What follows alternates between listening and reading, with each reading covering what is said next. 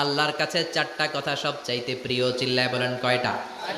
লা ইয়াদুররুকা বিআইয়িহিন্না বাদাতা। কোনটা দিয়ে শুরু করবা এটাতে সমস্যা নেই, আগে পিছে যেমনে মন চায় পড়ো। চারটা কি? একটা হচ্ছে সুবহানাল্লাহ, আরেকটা হচ্ছে আলহামদুলিল্লাহ, আরেকটা হচ্ছে লা ইলাহা ইল্লাল্লাহ, আরেকটা হচ্ছে আল্লাহু আকবার। এই চারটার চেয়ে শ্রেষ্ঠ জিকির আর নাই।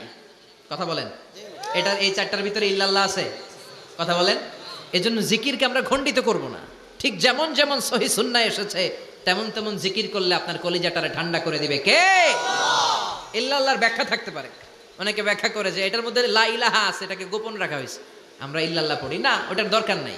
বিশ্বনবী এবং সাহাবারা যেই পন্থায় জিকির করেছেন, যেই পন্থায় জিকির শিখিয়েছেন, ওইটার ভিতরে বরকত বেশি না কম? কথা বলেন, বেশি না কম? এজন্য বিশ্বনবী বললেন আল্লাহর কাছে প্রিয় কথা চারটা। একটা হলো সুবহানাল্লাহ, দ্বিতীয়টা হলো আলহামদুলিল্লাহ, তৃতীয়টা হলো লা ইলাহা ইল্লাল্লাহ।